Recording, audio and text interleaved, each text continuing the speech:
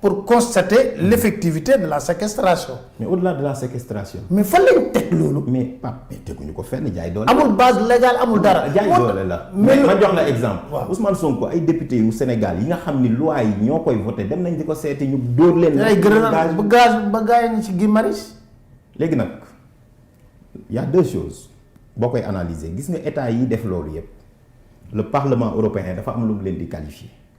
nan la leen di qualifier. ñooy les régimes hybrides d'autocratie électorale le Parlement européen. kon le Sénégal est un régime hybride d'autocratie électorale. en tout cas man techniquement. man de autocratique sax laay wax. noonu laa koy tuddee parce que dañ ni dëkk yi nga xam ni le Parlement européen mooy jël ay résolutions récemment def na ko pour Hongrie def na ko pour Pologne yenn dëkk yi dafa naan régime bi nu ma koy qualifier en termes de respect de liberté de la presse. en termes d'indépendance de la justice et en termes de droits et libertés fondamentaux et notamment les droits politiques. et donc ñun boo xoolee on ne peut pas avoir un système boo xamante ne cour de justice de la CEDEAO nee nañu baaxul le parrainage.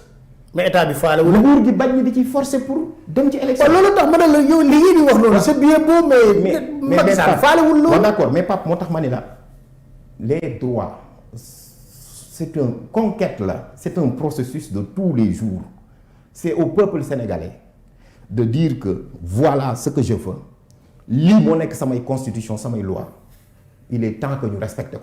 face à la répression des forces de l'ordre. mais ak lu mu mënti doon même une décision de justice le peuple mun na taxaw le peuple laa wax de ne man je ne suis pas d'accord avec cette décision. est-ce que toll nañ ci éveil de conscience boobu Sénégal. toll nañ ci Pape xam nga lu tax ñu toll ci. Sénégalais yi tey ku ci ne boo ko waxee bu la nee dama bëgg a marche boo ko waxee mun la constitution bi moom ko may Sénégalais yi koo ci wax mu ne la damay dem bindu ji parce que dama bëgg a voter Sénégalais yi koo ci wax la majeure partie. dañ la naan Ousmane Sonko dañ ko jaay doole. dañ la naan Ousmane Sonko li ñu koy teg nii du yoon dañ la ñaata nit a génn ay porteurs de voix. d'accord naa xam nga lan moo tax Pape. France yaa ngi wax France. waaw mais France ñu ngi seen 12e jour de manifestation. très bien Pape bul fàtte ne dañu nekk dans un pays boo xamante ne li may tuddee ni il n'existe pas de pays pauvres il n'existe que des pays il n'existe pas de pays pauvres il n'existe que des pays où vivent des pauvres am na ñoo xam ne peut-être bëgg nañ sax mais seen situation économique mayagu leen ñu mën a dem xeex yenn combat yi am na ñeneen ñoo xamante ni ils vivent la répression am na ñeneen ñoo xamante ni am na yeneen pesanteur waaye loo ci mun a xam mooy xoolal Sénégal quelle est la catégorie qui se bat c'est les jeunes. Quelle est la catégorie qui a payé un lourd tribut ci manifestation yi mujj c'est les jeunes moo tax su ma déggee nit ñi di wax naan way et cetera ku ci dee yaay perte non kuy xeex pour démocratie boo deewoo perte man suma grand frère a ngi ne je suis fier de lui démocratie ku koy xeex boo ci deewee perte. fi ñu toll ñi sax dafa am ñu dee bañ toll. effectivement parce que il faut que nit ñi xam ni. Macky Sall y a eu 11 mois pour qu'il soit président de la République. mais très bien c'est-à-dire que dama bëgg nit ñi xam ni en matière démocratique et en matière de liberté citoyens sénégalais yi dañu am loo xamante ni constitution bu Sénégal daf leen ko may te tant que ñu ngi koy exercer de façon légale kenn mënu leen ko xañ maintenant bu ñu bëggee créer 2 catégories de citoyens yoo xamante ni dañuy sélectionner les illégalités dañuy sélectionner les infractions. bu loolu bëggee mais yow mais loolu am na de facto dans la mesure où yaa ngi wax ay cas nga ne Fadel Keïta wax Ahmed Suzanne Camara wax nit dof wax dof ndey que 2 catégories yi am na. mais bien sûr au-delà de 2 catégories yooyu c'est-à-dire que nguur gu tëddee. te 2 catégories yooyu je pense que juge yi ak justice yi am nañ ci responsable ak justice bi am nañ ci responsable. mais bien sûr mais xam nga li ma lay wax man gis nañ fi une dame boo xam ne indi nañ ko ay manifestants. benn juge mu libéré leen. am na des magistrats debout moom laay wax ci Souleymane Teliko. oui le président de la République bëggee gracier. moo tax ba mu demee ba léegi. donc voilà dafa taxaw ci préambule bi la tibbee le principe de la séparation des pouvoirs. kon may jaajëfal magistrats yooyu am na ay magistrats yoo xamante ni ils rendent la justice dignement te décisions yi soo ko liiree da ngay xam ne c'est des décisions emblématiques maintenant le pouvoir politique. day jaar sur des brèches pour utiliser la justice et c'est ça loolu moo dramatique dans notre pays munoo jël ku mel ni Ousmane Sonko il est le chef de l'opposition qui doit être traité par égard ki nga xamante ne moom lay demandool tribunal kooku buy dem ay gendarme lay àndal. Ousmane Sonko est à la fois chef de l'opposition, il est élu de la République parce qu'il est maire de l'une des plus grandes villes de ce pays. buy dem moom nan lañ koy def dañu koy wutal fu muy jàll dañu koy gazer dañu koy xëcc ci otoom dañuy toj ay vitram mais loolu mooy lan xam nga damay wax benn affaire gis nga. daanaka da ngay gis ñoom fit. 10 mois ñii woote seen bopp professeur am fit taxaw na le Sénégal c'est un pays de droit. non xam nga c'est un pays de démocratie. xam nga yooyu moo tax dama ni entre un titre et une dignité je préfère la dignité. Honnêteté intellectuelle. Très bien. J'adore ça. Parce que am na loo xamante ne un citoyen simple rek waru koo nangu et li ngay wax nii dafa am solo. Ça a toujours été comme ça Adolf Hitler bu muy def li mu doon def daa am ñu toogoon muy jëli ñi am ñu toogoon muy jëli kii di jëli kii yow Pape ñaata nit nga xeexalul ba ci Macky Sall mii. ma jaar ak moom. tey yow subiroo injustice boobu. Et pourtant dañu naan la liberté de presse donne son visage à la liberté tout court. Merci. tey jii nii yow bi ñu lay jël di la téye di wax danga kii pourtant am nga say collègues yoo xamante ne dañoo ñëw génne un contrat d'armement boo xamante ni c'est 45 milliards.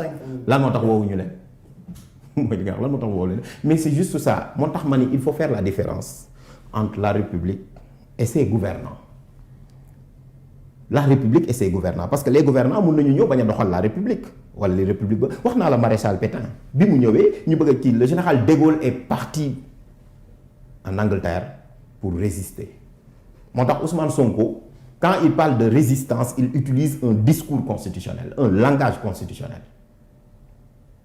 et c'est quelqu'un koo xamante ni il a montré que dans une république mais Ousmane Sonko mais il mérite un excès d'honneur bu demee bay xeexal Sénégal ci 29 milliards yoo xam ne xaalisu askan wi dañ ko naax saayal moom Ousmane Sonko mu dem bañ naan ko ci mën nga ci perte sa inéligibilité ak tout son projet là mais kon kooku gàcce nga la ma. courageux. ñaata nit ñoo fi toog fii waru na mun a taxaw xeex loolu et je me dis que ça doit être des combats de principe cette question là bu fekkee ne Ousmane Sonko li mu wax sur la question sur le Prodac tous les Sénégalais veulent la vérité mais les Sénégalais doivent se mobiliser. Se mobiliser comment? Mais ils doivent se mobiliser démocratiquement par des moyens légaux et démocratiques wax naa ko tey jii nii mais les Sénégalais pouvaient même déposer des plaintes collectives. Parti Pastef bi ñu ko defee barki démb Bassirou Diomaye Faye wax naa ko nee na am nañ suñuy plainte yu ñu ci déposé 8. lu mujj fenn. léegi nag. loolu day wane ni nag ne ñaari Sénégal mënta am li mën a am mooy. Sénégal boo xam ne dañuy tegu ci yoon justice di dox normalement sénégalais yi gëm ni cette justice là est la leur bu loolu amul nag en tout cas l'histoire. lan mooy responsabilité juge yi ci destruction de l'état de droit au Sénégal parce que le Sénégal n'est plus un modèle démocratique. li ma mën a wax mooy dans une démocratie chacun a une responsabilité à jouer et à assumer. À jouer et à assumer. xam nga damay am ñaari image bu ñu ko fàtte ñaari image toujours dama koy rappeler Awad al-Bandar moo jiite woon la cour suprême irakienne man nag xam nga justice mooy sama domaine moo tax voilà dama ci mun naa wax ba cour suprême de l'Inde xam nga le jugement ma Wang Sing et cetera moo tax mais dafay am solo Awad al-Bandar moo doon jiite la cour suprême irakienne sous Saddam Hussein ñoom ñaar lañu arrêté ndoo Saddam Hussein bi ñu koy jugé moom tamit Coran la yoroon juge bi ko jugé moom tamit daf ko jox ko Coran bi ne ko peut-être que yàlla moo ñuy àtte lu may bëgg a indi foofu mooy dafa am ñaari kilifa ñaari magistrat fii ci réew mi kenn ki tudd le juge Kéba Mbaye yàlla na ko yàlla yërëm mu ni rendre la justice est un acte de piété. Un acte de piété kii di Souleymane Teliko nga xam dafa bëgg xam-xam docteur la sax en droit Souleymane Teliko bind livre tudde ko l'ultime audience.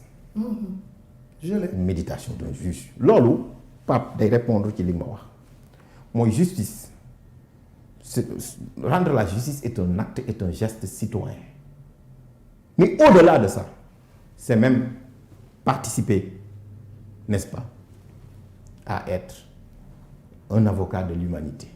Maanaam koo xamante ni li ngay def ak li nga xamante ni nii moom ngay décider, ça peut engager l'honneur, la liberté, le patrimoine et même la vie des gens. Moo tax damay rappeler ni même dans la rédaction même de sa décision, le magistrat a une responsabilité. Moo tax Stéphane Breyer, qui est l'un des plus grands spécialistes du droit administratif, nekkoon Cour suprême États-Unis, jóge na fa sax. Dans un de ses livres, Nous sommes le peuple d'ailleurs, moom ak la démocratie américaine, pardon, parce que Ackerman moo bind Nous sommes le peuple, dafay wax ne dans l'affaire Dreyfus bi may wax, bu koy commenter daf ne il y a des choses qu'un juge ne doit pas dire. Mu ne il y a des choses qu'un juge ne doit pas écrire. Foofu laa ci mën a yem. Xam naa ni Sénégal yàgg na am de grands magistrats. de grands magistrats respecté. Isaac Foster, par exemple, Isaac Foster. Kéba Mbaye. Le juge Kéba Mbaye. Assane Bassirou. Diouf. Ousmane Camara. Ce sont de grands magistrats. Et aussi Souleymane Teliko.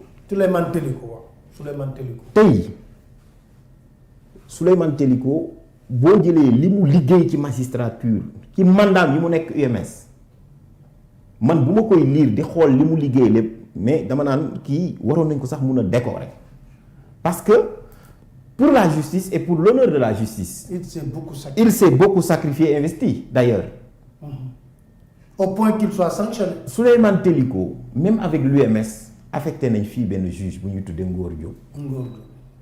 Parce que dafa am kilifa bu mu jotee loon. ñu bëgg ko sanctionné.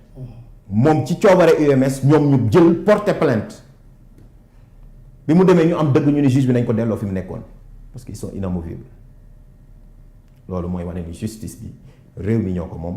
magistrat dañoo war a taxawal pour donc la démocratie. li ci des nag mooy Ousmane Sonko. nee nañu dañu koy juger taxañ nañ ko bëgg ko juger patamee ko ni da ko dañ koy yóbbu juger ay mbiram Sénégalais yi ngi xool mais nañu jàpp ne Sénégal fii moo bind ci ay loi am ni ku ne da nga responsable ñu ni suñu président de la République sax bi ñu xaatim ñun statut de la Cour pénale internationale dañu ni may ñu ko ci immunité article 27 bu statut de la Cour pénale internationale loolu la wax kon nag Sénégal fii li nga may laaj képp ku fi nekk ak koo mënti doon loo mënti def